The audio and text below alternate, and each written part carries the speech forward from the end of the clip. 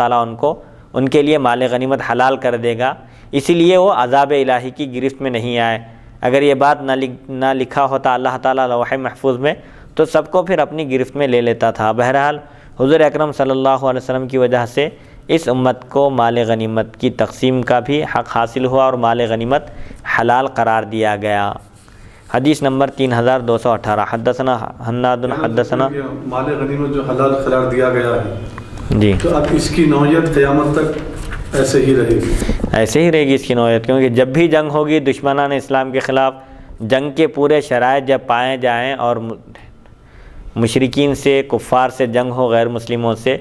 تو جنگ کے بعد مسلمان فتح و نصرت حاصل کر لی، اور تو جنگ کے بعد جو مال حاصل ہوتا ہے، کفار کا جو مال مسلمانوں کے ہاتھ آتا ہے وہ مال غنیمت کہلاتا ہے، اس کی تقسیم عمل میں آئے گی۔ اب اس کے جو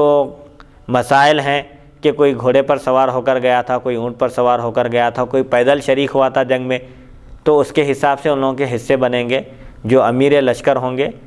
جو بھی اس وقت قاضی وقت، حاکم وقت ہوں گے، وہ مسلمانوں کے درمیان تقسیم کریں گے۔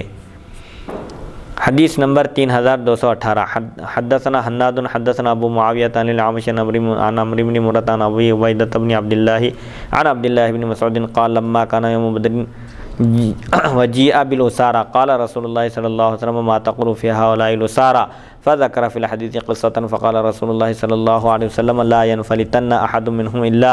بفداء أو ضرب عنق فقال عبد الله بن مسعود فقلت يا رسول الله إلا سهيل بن بيضاء فإني سمعته يذكر الإسلام قال فسكت رسول الله صلى الله عليه وسلم قال فما رأيتني في يوم أخوف أن تقع علي حجارة من السماء مني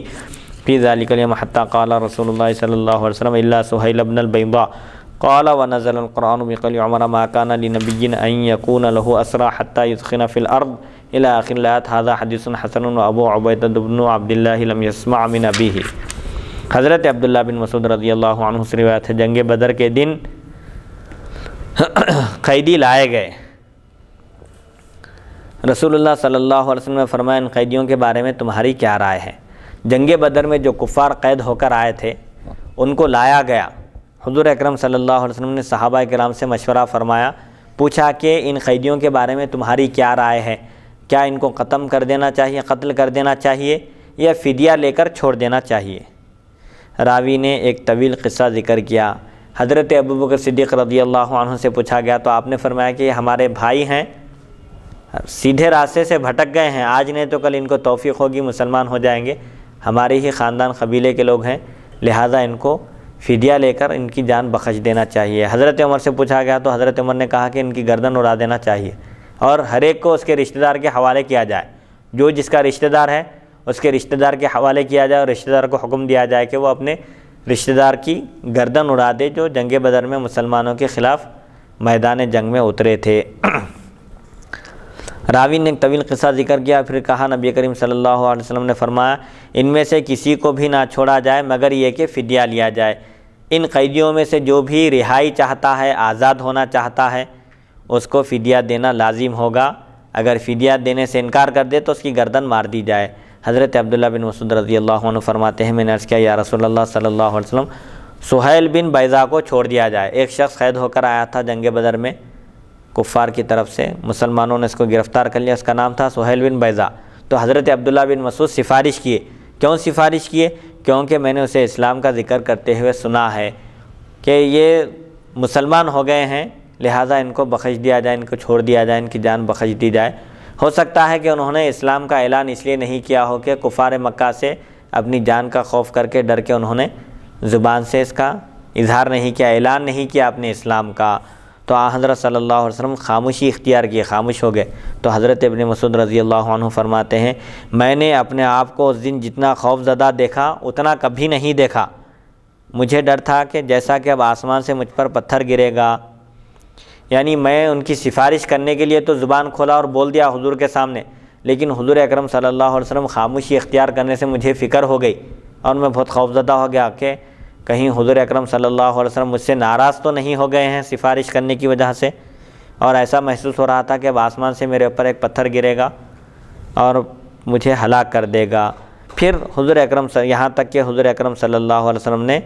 فرما دیا کہ سہیل بن بیضاء مستثنیٰ ہے،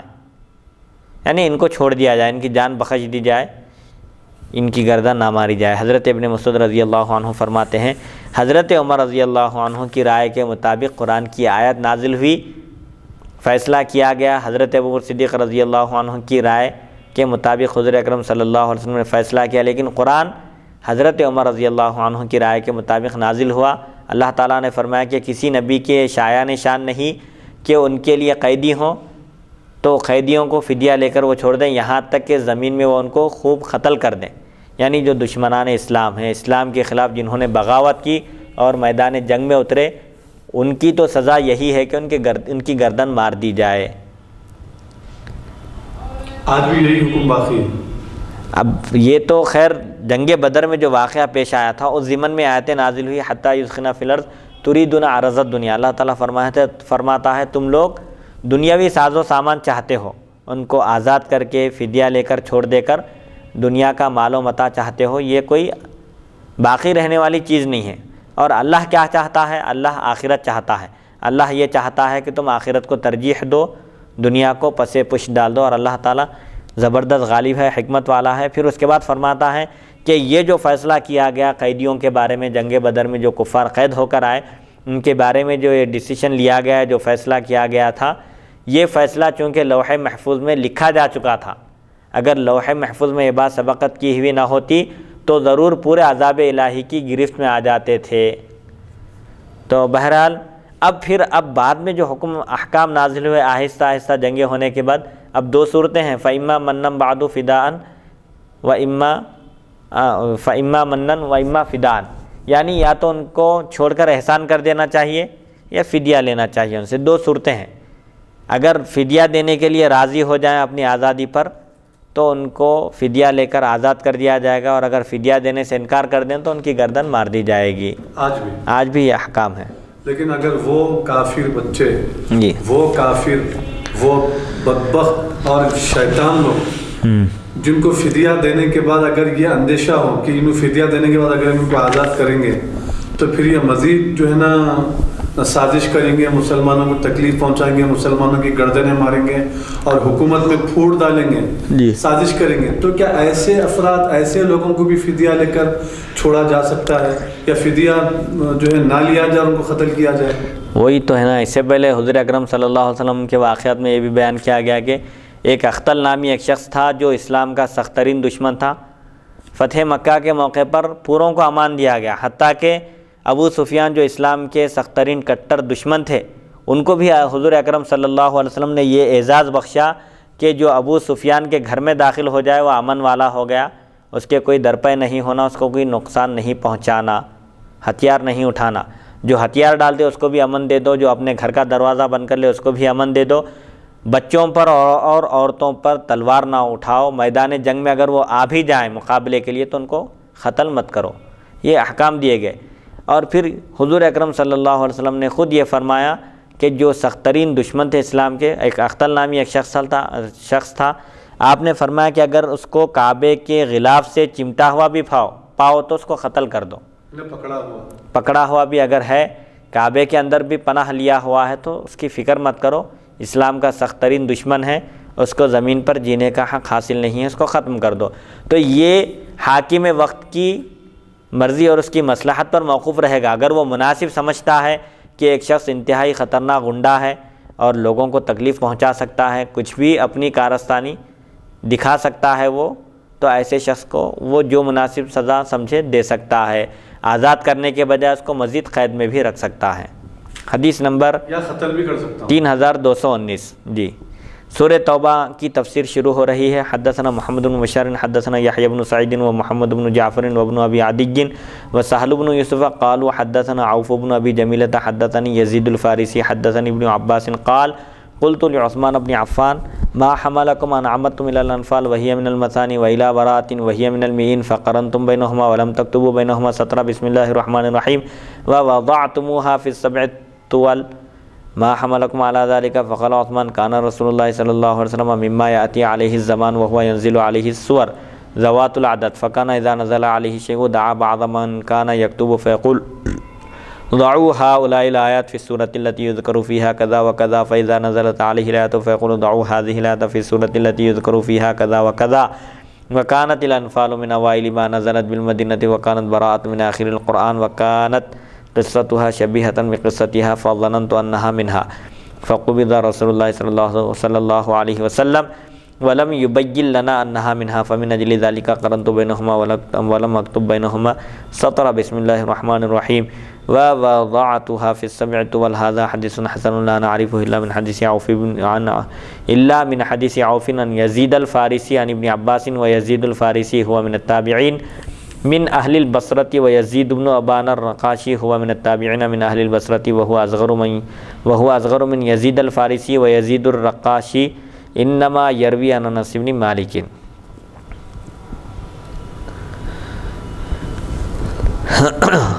سورہ توبہ کی تفسیر شروع ہو رہی ہے۔ حضرت ابن عباس رضی اللہ عنہما سے روایت ہے، فرماتے ہیں میں نے حضرت عثمان غنی رضی اللہ عنہ سے پوچھا کیا بات ہے کہ آپ نے سورہ انفال اور سورہ توبہ کو اکٹھا کر دیا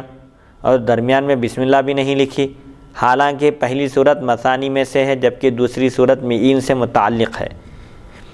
مثانی وہ صورتیں ہیں جو مئین سے دوسرے درجے پر ہوں، یعنی پہلے مئین 200 آیتوں کی جو 100 آیتوں کے اوپر جو صورتیں ہیں، جیسے سورہ بقرہ ہے 286 آیتیں ہیں، سورہ آل عمران ہے، سورہ نساء ہے، سورہ مائدہ ہے۔ تو حضرت عثمان غنی رضی اللہ عنہ سے حضرت ابن عباس پوچھ رہے ہیں کہ آپ نے سورہ انفال اور سورہ توبہ کو ایک ساتھ رکھا، حالانکہ سورہ انفال سورہ توبہ سے چھوٹی ہے۔ سورہ انفال آدھے پارے کا ہے اور سورہ توبہ پورے ایک پارے کا ہے، تو جو شروع سے جو ترتیب آ رہی تھی 2.5 پارے، پھر اس کا 1.25 پارہ، 1.5 پارہ، 1 پارہ، 1.25 پارہ، ایسا یہ تقریباً سورہ بقرہ، آل عمران، سورہ نساء، مائدہ، انعام، اعراف 6 صورتیں ہیں، بڑی بڑی زیادہ تعداد میں آیتوں والی بڑی صورتیں ہیں یہ۔ اب آپ کیا کیے یہاں پر سورہ توبہ اور وہ جو مئین والی جو صورتیں ہیں جس میں 100 کی تعداد میں آیتیں ہیں، ان دونوں کے بیچ میں سورہ انفال کو رکھ دیا آپ، پھر دونوں کے بیچ میں بسم اللہ بھی نہیں لکھے۔ کیا حکمت ہے اس کی، کیا مصلحت ہے؟ حضرت ابن عباس رضی اللہ عنہما نے حضرت عثمان بن عفان رضی اللہ عنہ سے پوچھا اور درمیان میں آپ نے بسم اللہ بھی نہیں لکھی، حالانکہ پہلی صورت مثانی میں سے ہے یعنی سورہ انفال اور دوسری صورت مئین سے متعلق ہے، اس طرح آپ نے دونوں کو سبع طوال میں رکھ دیا، ایسا کیوں کیا؟ اس میں کیا حکمت ہے؟ حضرت عثمان بن عفان رضی اللہ عنہ نے فرمایا نبی کریم صلی اللہ علیہ وسلم پر زمانہ دراز تک کئی صورتیں نازل ہوتی رہیں، 23 سال کی مدت میں قرآن مجید آہستہ آہستہ تھوڑا تھوڑا حسب ضرورت نازل کیا گیا، لہٰذا جب آپ پر کوئی چیز نازل ہوتی، کوئی آیت نازل ہوتی تو آپ کاتب وحی کو بلا کر فرماتے ان آیتوں کو فلاں مضمون کی صورت میں رکھ دو، جب کوئی اور آیت نازل ہوتی تو فرماتے اسے فلاں مضمون کی صورت میں رکھ دو۔ حضور اکرم صلی اللہ علیہ وسلم نے قرآن کی ترتیب بتائی تھی کہ فلاں آیت نازل ہوئی ہے اس کو فلاں آیت کے بعد رکھو، اور اب یہ آیت نازل ہوئی ہے اس کو فلاں سورہ میں فلاں آیت کے بعد رکھو۔ سورہ انفال مدینہ طیبہ میں نازل ہونے والی ابتدائی صورتوں میں سے ہے اور سورہ توبہ قرآن کے آخری حصے میں سے ہے، دونوں کے مضامین ایک جیسے ہیں۔ سورہ انفال میں بھی جنگوں کا ذکر ہے اور سورہ توبہ میں بھی جنگوں کا ذکر ہے، لہٰذا دونوں کے مضامین، دونوں کے عناوین قریب قریب ہیں، دونوں میں مکمل مناسبت ہے، اسی وجہ سے میں نے سورہ توبہ کو سورہ انفال کے ساتھ جوڑ دیا۔ اس لیے میں نے دونوں کے مضامین ایک جیسے ہونے سے میں یہ سمجھا کہ سورہ توبہ بھی سورہ انفال ہی کا ایک حصہ ہے، اسی سے ریلیٹڈ ہے، جڑا ہوا ہے، اسی لیے میں نے دونوں کے درمیان بسم اللہ بھی نہیں لکھی۔ اور ایک حکمت یہ بیان کی جاتی ہے کہ سورہ توبہ میں عذاب کا ذکر ہے اور بسم اللہ الرحمن الرحیم عذاب کو اٹھانے کے لیے لکھا جاتا ہے، لہذا منافقوں کا اور عذاب کا ذکر ہے سورہ توبہ میں، ان کے لیے کوئی امان نہیں ہے، اس لیے بسم اللہ الرحمن الرحیم سورہ توبہ کے شروع میں نہیں لکھا گیا اور پڑھنا بھی نہیں ہے۔ سورہ انفال کے ساتھ ملا کر سورہ توبہ کی تلاوت کرنا ہے، البتہ اگر کوئی شروع کر رہا ہے سورہ توبہ سے تلاوت تو اس کو قرآن مجید پڑھنے سے پہلے جیسا کہ تعوذ پڑھنا واجب ہے، اعوذ باللہ من الشیطان الرجیم، صرف اعوذ باللہ من الشیطان الرجیم پڑھ کر سورہ توبہ کی تلاوت شروع کرنا چاہیے۔ اب اس کے بعد رسول اللہ صلی اللہ علیہ وسلم کا وصال باکمال ہو گیا اور آپ نے بیان نہ فرمایا کہ یہ صورت اسی صورت سے ہے، وحی نازل ہوتی رہی، کاتبہ نے وحی کے ذریعے آپ دکھاتے رہے، لیکن وصال باکمال ہو گیا اور ہم کو یہ نہیں معلوم ہوا کہ سورہ توبہ بھی سورہ انفال ہی کا ایک جز ہے، اسی سے متعلق ہے، جڑا ہوا ہے، بیچ میں کوئی فصل نہیں ہے، یا پھر بیچ میں کوئی فصل ہے، یہ دو الگ الگ صورتیں ہیں۔ یہ ایسا ہونے کی وجہ سے وضاحت بھی نہیں ہوئی ہے، اس لیے میں نے دونوں کے مضامین ایک جیسے ہونے سے سورہ انفال کے بعد سورہ توبہ کو رکھ دیا اور دونوں کے بیچ میں بسم اللہ بھی نہیں لکھی۔ تو پھر اب دونوں صورتوں کو بھی ایسے ہی تلاوت کرنا چاہیے؟ تلاوت ایسے ہی ہوگی، جب سورہ انفال ختم ہوگا تو بغیر اعوذ باللہ بسم اللہ کے سورہ توبہ شروع کی جائے گی۔ سورہ انفال کو بھی اعوذ باللہ بسم اللہ کے بغیر شروع کیا جائے؟ نہیں، صرف سورہ توبہ کے شروع میں بسم اللہ نہیں ہے، سورہ انفال تو اعوذ باللہ بسم اللہ، اگر کوئی سورہ انفال سے ہی شروع کر رہا ہے، قرآن مجید کی جہاں سے بھی وہ تلاوت شروع کرے، تعوذ پڑھنا واجب ہے، تسمیہ اگر پڑھے تو بہتر ہے، سنت ہے، نہیں بھی پڑھے تو گناہ نہیں ہوگا، لیکن خالی بسم اللہ سے قرآن کی تلاوت نہیں شروع کی جا سکتی۔ اعوذ باللہ من الشیطان الرجیم پڑھنا واجب ہے، اور یہ قرآن کی تلاوت کے ساتھ خاص ہے، حدیث پڑھتے وقت یا اذان دیتے وقت یا کوئی اور دینی کتابوں کے مطالعے کے وقت تعوذ پڑھنا نہیں ہے، بلکہ تعوذ صرف قرآن کے ساتھ خاص ہے۔ اللہ تعالیٰ قرآن پاک میں ارشاد فرماتا ہے جب تم قرآن پڑھو تو اعوذ باللہ من الشیطان الرجیم پڑھ لیا کرو۔ بہرحال حضرت عثمان غنی رضی اللہ عنہ نے فرمایا کہ چونکہ دونوں صورتوں میں مناسبت ہے، دونوں کے مضامین ایک جیسے ہیں، تو میں یہ سمجھا کہ یہ صورت بھی اسی سے ملحق ہے، ریلیٹڈ ہے، متعلق ہے، اس لیے میں نے دونوں صورتوں کو ملا دیا اور ان کے درمیان میں بسم اللہ بھی نہیں لکھی اور اسے سبع طوال میں رکھ دیا۔ طویل 7 صورتوں میں میں نے اس کا شمار کر دیا۔ سورہ بقرہ، آل عمران، نساء، مائدہ، انعام، اعراف 6 ہو گئے، انفال اور توبہ کو ایک ساتھ ملا دے کے 7 شمار کیے، اس میں سبع طوال 7 طویل صورتیں جس میں بہت زیادہ تعداد میں آیتیں ہیں۔ یہ حدیث حسن ہم اسے صرف بواسطہ عوف و یزید فارسی حضرت ابن عباس رضی اللہ عنہما سے پہچانتے ہیں۔ یزید فارسی تابعی ہیں اور اہل بصرہ سے ہیں۔ یزید بن ابان رقاشی بھی تابعی بصری ہیں اور یزید فارسی سے کم عمر ہیں۔ یزید رقاشی حضرت انس بن مالک رضی اللہ عنہ سے روایت کرتے ہیں۔ حدیث نمبر 3220 حدثنا الحسن بن علی الخلال وحدثنا حسین بن علی الجعفی عن زائدة عن شبیب بن غرقدة عن سلیمان بن عمرو بن الاحوص قال حدثني ابی انه شهد حجۃ الوداع مع رسول اللہ صلی اللہ علیہ وسلم فحمد اللہ واثنى علیہ وذکر ووعظ ثم قال ای یوم احرم ای یوم احرم ای یوم احرم قال فقال الناس یوم الحج الاکبر یا رسول اللہ قال فإن دماءکم واموالکم واعراضکم علیکم حرام كحرمة یومکم هذا فی بلدکم هذا فی شہرکم هذا الا لا یجنی جان الا علی نفسه ولا یجنی والد علی ولده ولا ولد علی والده الا ان المسلم اخو المسلم فلیس یحل لمسلم من اخیه شیء الا ما احل من نفسه الا وان كل ربا في الجاهلیة موضوع لكم رؤوس اموالکم لا تظلمون ولا تظلمون غیر ربا العباس بن عبد المطلب فانه موضوع كله الا وَإِنَّ كُلَّ دَمٍ كَانَ فِي الْجَاهِلِيَّةِ مَوْضُوعٌ وَأَوَّلُ دَمٍ أَضَعُ مِنْ دَمِ الْجَاهِلِيَّةِ دَمُ الْحَارِثِ بْنِ عَبْدِ الْمُطَّلِبِ كَانَ مُسْتَرْضَعًا فِي بَنِي لَيْثٍ فَقَتَلَتْهُ هُذَيْلٌ أَلَا وَاسْتَوْصَوْا بِالنِّسَاءِ خَيْرًا فَإِنَّمَا هُنَّ عَوَانٌ عِنْدَكُمْ لَيْسَ تَمْلِكُونَ مِنْهُنَّ شيئا غير ذلك إلا يأتين بفاحشة مبينة فإن فعلن فاهجروهن في المضاجع واضربوهن ضربا غير مبرح فإن أطعنكم فلا تبغوا عليهن سبيلا ألا وإن لكم على نسائكم حقا ولنسائكم عليكم حقا فأما حقكم على نسائكم فلا يؤتين فروشكم من تكرهون ولا يأذن في بيوتكم لمن تكرهون ألا وإن حقهن عليكم أن تحسنوا إليهن في كسوتهن وطعامهن هذا حديث حسن صحيح ورواه أبو الأحوص عن شبيب بن غرقدة۔ حضرت عمرو بن احوص رضی اللہ عنہ سے روایت ہے کہ وہ حجۃ الوداع کے موقع پر نبی کریم صلی اللہ علیہ وسلم نے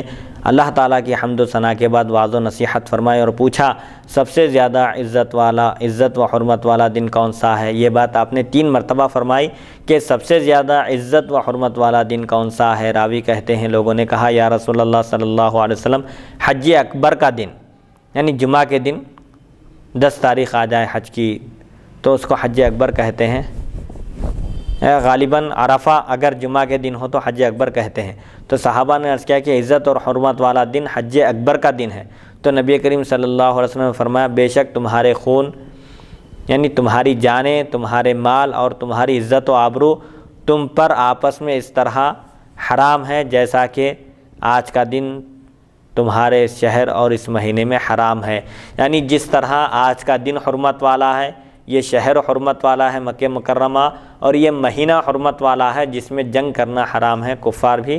اس کی حرمت کا لحاظ کرتے تھے دور جاہلیت میں بھی۔ تو حضور اکرم صلی اللہ علیہ وسلم نے تاکید کے ساتھ فرما دیا کہ مسلمانوں کی جان اور ان کا مال اور ان کی عزت و آبرو آپس میں ایک دوسرے پر حرام ہے۔ کوئی کسی مسلمان کی بے عزتی نہ کرے اور کوئی کسی مسلمان کا ناحق خون نہ کرے اور کوئی کسی مسلمان کا مال ہڑپ نہ کر لے، غصب نہ کر لے، چوری نہ کر لے۔ بہرحال یہ سب چیزیں اس پر حرام ہیں۔ سن لو، ہر جرم کرنے والا اپنا ہی نقصان کرتا ہے۔ یہ بات بھی ذہن نشین ہونا چاہیے کہ جو جرم کرتا ہے، گناہ کرتا ہے، تو اس کے گناہ کا وبال اسی کے اوپر ہوتا ہے، کسی اور کو اس کی سزا بھگتنی نہیں ہے، بلکہ جو گناہ کرتا ہے وہی سزا پاتا ہے۔ کوئی باپ بیٹے کے جرم کا اور کوئی بیٹا باپ کے جرم کا ذمہ دار نہیں ہے۔ باپ جرم کرے بیٹا گرفت میں آئے، یا بیٹا جرم کرے باپ پکڑا جائے، ایسا نہیں ہو سکتا۔ ہر ایک اپنے اپنے جرم کا ذمہ دار ہے۔ ہر ایک شخص کو اسی جرم کی سزا ملی جو اس نے کیا ہے، دوسرے کے جرم کی سزا کسی اور کو نہیں دی جائے گی۔ آگاہ ہو جاؤ، مسلمان کا بھائی ہے، مسلمان آپس میں ایک دوسرے کے بھائی ہیں۔ کسی مسلمان کے لیے اس کے بھائی کی کوئی چیز حلال نہیں جب تک کہ وہ خود حلال قرار نہ دے، یعنی ایک مسلمان دوسرے مسلمان کی چیز اس کی اجازت کے بغیر استعمال نہ کرے۔ ہاں اگر وہ اجازت دے دے تو ایک الگ بات ہے۔ سنو، جاہلیت کا ہر سود باطل ہے۔ دور جاہلیت میں ربا کا معاملہ کرتے تھے وہ لوگ، سود کا معاملہ کرتے تھے، وہ سب ختم کر دیا گیا۔ دور جاہلیت کا ربا، سود، نفع حرام ہے، تمہارے لیے اصل مال ہے۔ اگر تم کسی کو قرض دیے ہو تو تم کو صرف اپنا اصل مال حاصل کرنا ہے، اس پر نفع اٹھانا حرام ہے۔ اسی لیے فقہاء کرام فرماتے ہیں کل قرض جر نفعا فہو حرام، ہر وہ قرض جو نفع حاصل کرے وہ حرام ہے۔ عام طور پر یہ دیکھنے میں آتا ہے، آج کا جو ماحول چل رہا ہے، لوگ کسی کو قرض دیتے ہیں اور جب قرض وصول کرنے کے لیے جاتے ہیں تو اسے بریانی کھاتے ہیں، چائے پیتے ہیں، اس پر دباؤ ڈالتے ہیں اور کہتے ہیں کہ تم پیسے ابھی تک نہیں دیے، ٹھیک ہے پیسے دینے تک چلو بریانی کھلا دو، یہ کھلا دو، وہ کھلا دو، یہ سب حرام ہے۔ امام اعظم ابو حنیفہ رحمۃ اللہ علیہ کی تقوی و پرہیزگاری کا یہ حال تھا کہ آپ کا ایک شخص قرض ادا کرنا باقی تھا، ایک جنازہ آیا، ظہر کی نماز کا وقت تھا، آپ نے ایک جنازے میں شرکت کے لیے آپ تشریف لے گئے، سخت گرما کا موسم تھا، انتہائی شدید دھوپ تھی، لوگوں نے آپ سے عرض کیا، آپ دھوپ میں کھڑے ہوئے تھے تو لوگوں نے عرض کیا کہ آپ ذرا اس گھر کی چھاؤں میں تشریف لائیے، یہاں سائے میں ٹھہریے، چھاؤں میں ٹھہریے، دھوپ میں کیوں ٹھہرے ہوئے ہیں؟ تو آپ نے فرمایا کہ یہ مکان والا، یہ گھر والا میرا قرضہ باقی ہے، اگر میں اس کے گھر کی چھاؤں میں ٹھہروں گا تو اس کو قرضہ دے کر اس کے گھر کی چھاؤں سے میں نفع اٹھانے والوں میں شمار کیا جاؤں گا، جو حرام ہے، فائدہ اٹھانے والا۔ تو بولنے کا مقصد یہ ہے کہ کسی کی مجبوری کا ناجائز فائدہ اٹھانا جائز نہیں ہے۔ حضور اکرم صلی اللہ علیہ وسلم نے فرمایا کہ جاہلیت کا ہر ربا، ہر سود باطل ہے، تمہارے لیے اصل مال ہے، تم جو اصل مال قرض دیے ہیں وہ حاصل کر لو، نہ تم کسی پر ظلم کرو اور نہ تم پر ظلم کیا جائے گا، سوائے عباس بن عبد المطلب کے ربا کے، کیونکہ وہ موضوع ہے، میں نے سارا سود باطل کر دیا ہے۔ عباس بن عبد المطلب کسی کو قرض دیے ہیں تو ان کو چاہیے کہ وہ ان کا صرف اصل قرضہ ادا کریں، اس پر سود اور نفع نہ دیں۔ آگاہ ہو جاؤ، جاہلیت کا ہر خون ساقط ہے۔ دور جاہلیت میں جو خون خرابہ ہوا ہے، قتل و غارت گری ہوئی ہے، اب وہ سب چھوڑ دے کر اب یہاں سے اسلام کی روشنی میں زندگی بسر کرو۔ دور جاہلیت کا ہر خون ساقط ہے، اور سب سے پہلے میں حارث بن مطلب کا خون ساقط کرتا ہوں، معاف کرتا ہوں۔ یہ بنی لیث میں دودھ پیتے تھے، وہاں شیرخوار تھے، تو حذیل نے انہیں قتل کر دیا تھا۔ خبردار، میں تمہیں عورتوں کے بارے میں بھلائی کا حکم دیتا ہوں۔ دور جاہلیت میں جو طریقے تھے وہ سب باطل کر دیے، حضور اکرم صلی اللہ علیہ وسلم نے ان سب طریقوں کو ختم کر دیا اور فرما دیا کہ اب اسلام آ چکا ہے، اسلام کی رہنمائی میں، اسلام کی روشنی میں اور اسلام کے پیارے احکام کی روشنی میں زندگی بسر کرو۔ یہ سود کے معاملات یہ سب ختم کر دو۔ اور دور جاہلیت میں جو خون خرابہ ہوتا تھا، قتل و غارت گری ہوتی تھی، ایک شخص کو قتل کیا جاتا تھا تو اس کے بدلے میں 100 آدمیوں کو قتل کیا جاتا تھا، یہ سب اب نہیں ہونا چاہیے۔ یہاں سے بالکل سب کی زندگی اسلام کی روشنی میں صاف و شفاف گزرنا چاہیے۔ اور پھر آپ فرماتے ہیں کہ میں تمہیں عورتوں کے بارے میں بھلائی کا حکم دیتا ہوں۔ خاص طور پر تاکید کے ساتھ کہتا ہوں، وہ تمہاری مددگار ہیں، وہ تمہارے پاس قیدی ہیں، اس کے سوا تم ان کی کسی چیز کے مالک نہیں، مگر یہ کہ وہ بے حیائی کا ارتکاب کریں۔ اگر بیوی عورت اگر بے حیائی کا ارتکاب کرے، زنا کرے، کھلی بے حیائی کا ارتکاب کرے، تو جب شوہر کو اختیار ہے اس کو سزا دینے کا، اس کو مارنے کا، اس کو الگ کرنے کا، اس کو تعذیب کرنے کا، اگر وہ ایسا کریں، بے حیائی کے راستے کو اختیار کریں، بے حیائی کریں، تو ان کے بستروں میں، ان کو بستروں میں الگ چھوڑ دو، ان سے علیحدگی اختیار کر لو، اور اس کے باوجود وہ باز نہ آئیں، سدھر نہ جائیں، اپنی اصلاح نہ کر لیں، تو ان کو ہلکی مار مارو، ایسی مار نہ مارو کہ جس کی وجہ سے چہرہ زخمی ہو جائے، ہلکی ضرب و زدن کی اجازت ہے مارنے کی۔